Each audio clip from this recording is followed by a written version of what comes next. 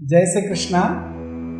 आप सभी भक्तों का, दिव्य महापुरुषों का आज इस हमारे चैनल पर बहुत बहुत स्वागत है।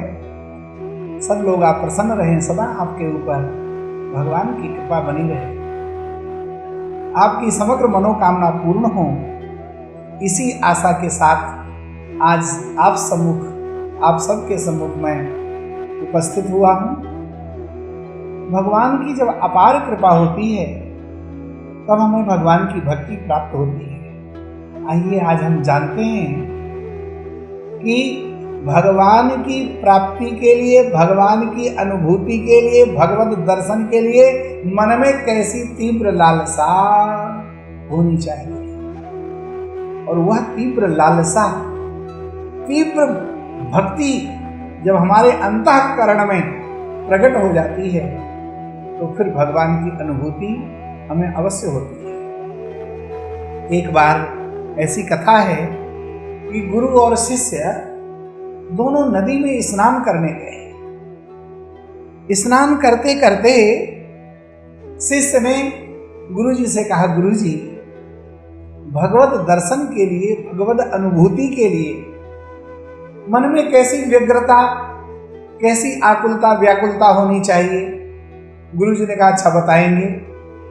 और उसी समय पर ज्यों ही शिष्य ने जल के भीतर गोता लगाया, गुरुजी ने शिष्य का सिर पकड़कर जल में कुछ क्षण के लिए दबा दिया। अब जब कुछ क्षण बीत गए तो गुरुजी को लगा कि तो मर ही जाएगा, इसलिए उसका सिर जल से बाहर खींच लिया और कहा कि बता बच्चा, कैसा रहा अनुभव? तो शिष्य बोला, गुरुजी कैसा अनुभव? मेरे तो प्राण संकट में पड़ गए थे, आप क्या कर रहे थे? मेरे तो प्राण निकलने वाले थे, मैं बहुत ही व्याकुल हो गया था। गुरुजी ने कहा, बस ऐसी ही व्याकुलता, ऐसी ही आकुलता जब संसार में रहते हुए ईश्वर के दर्शन के लिए, ईश्वर की प्राप्ति के लिए जब हमारे मन में ऐसी व्याकुलता होगी तो फिर ईश्वर का मिलन, ईश्वर का अनुभव हमसे दूर नहीं होगा और फिर निश्चय ही हमें भगवान की अनुभूति हो जाएगी। इस मानव शरीर से यदि भगवान की अनुभूति नहीं हुई, हमारे जीवन के 40 साल, 50 साल, 60 साल, 70 साल, 80 साल, 90 साल भले ही बीत गए, लेकिन यदि भगवत दर्शन नहीं हुआ, भगवत दर्शन की अनुभूति नहीं हुई, तो इसका मतलब कि अभी हमें बहुत परिश्रम करने की आवश्यकता है। भगवान की जब कृपा हमारे ऊपर होती है तो 3 प्रकार से हमें भगवान दर्शन देते हैं, 3 प्रकार से प्रभु कृपा करते हैं। पहली कृपा होती है जब स्वप्न में हमें अपने आराध्य का दर्शन हो, अपने इष्ट देव का दर्शन हो, अपने कुल देवी देवता का दर्शन हो। ये सामान्य दर्शन है, ये साधारण दर्शन है। और द्वितीय दर्शन है जब हम मंदिर में जाएं, जब हम भगवान के श्री विग्रह का दर्शन करें, भगवान के दिव्य रूप का दर्शन करें, तो भगवान की मूर्ति में भगवान की अनुभूति होनी चाहिए, भगवान का एहसास होना चाहिए। और ऐसा एहसास कि हमारा रोम रोम प्रफुल्लित हो जाए, और जो रोम रोम गदगद हो जाता है, नेत्र प्रेमाश्रु से भर जाते हैं, तो जान लेना वही क्षण है वह जब द्वितीय स्वरूप में आपने भगवान ने आपको अपना एहसास कराया है। यह मध्यम कोटि का दर्शन हुआ। और तृतीय दर्शन है जैसे श्री राम कृष्ण परमहंस को महाकाली के दर्शन होते थे। जयंती मंगला काली, भद्रकाली कपालिनी, अरे दुर्गा क्षमा शिवा धात्री, स्वाहा सदा नमोस्तुते। श्री राम कृष्ण परमहंस को कैंसर जैसा भयंकर रोग हो गया था। उनके चाहने वालों ने, उनके शिष्यों ने कहा, गुरुजी आप मां से कहते क्यों नहीं? काली माँ रोज आपको दर्शन देती हैं, आप माँ से कहते क्यों नहीं कि माँ आपका रोग दूर करें? रामकृष्ण परमहंस कहते हैं, मेरी माँ को सब ज्ञान है, मैं अपने कष्टों के निवारण के लिए मैं अपनी माँ को परेशान नहीं करूँगा।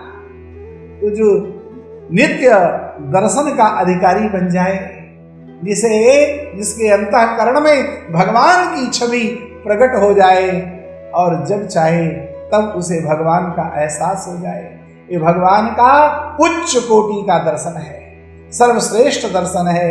यही दर्शन साक्षात दर्शन में परिणीत हो जाता है। एक बार सूरदास गड्ढे में गिर पड़े, रोने लगे और उसी समय बालकृष्ण आए और उन्होंने हाथ पकड़ लिया है और बाबा सूरदास को उस गड्ढे से, उस कुएं से बाहर निकाल दिया है और हाथ छुड़ा करके जाने लगे।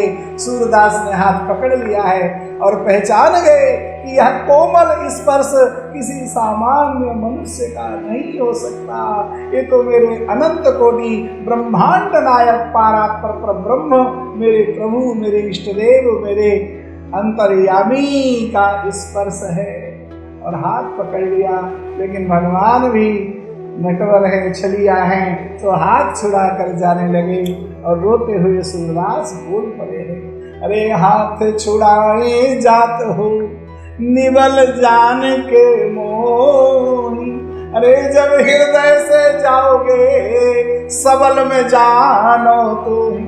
अरे हाथ छुड़ा करके, मैं कमजोर हूँ, आप बलवान हो, हाथ छुड़ा कर जा रहे हो, इसमें आपकी शोभा नहीं, अरे मेरे दिल से निकल करके दिखाओ, तब मैं आपको बलवान जानूंगा।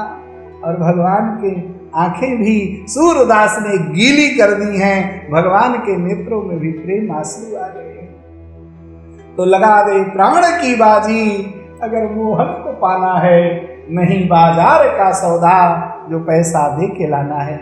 आज के कार्यक्रम को यहीं पर विश्राम देंगे और हाँ, आपसे बस एक ही प्रार्थना है कि आप सदा सर्वदा ईश्वर की भक्ति करें, वे निश्चय आपकी समग्र मनोकामनाओं को पूर्ण करेंगे। आप हमारे इस चैनल को सब्सक्राइब करें, शेयर करें और कमेंट्स करें और बताएं अगर हमसे कोई दोष होगा तो हमसे सुधार करने का प्रयास करेंगे। ज्योतिष से संबंधित, वास्तु से संबंधित, जन्म कुंडली से संबंधित कोई भी आप जानकारी चाहें तो हमारे स्क्रीन पर आने वाले नंबरों पर आप संपर्क कर सकते हैं। आप सब के लिए ठाकुर जी से बहुत बहुत प्रार्थना, आपकी मनोकामना भगवान संपूर्ण करें। जय श्री कृष्णा, जय श्री राधे।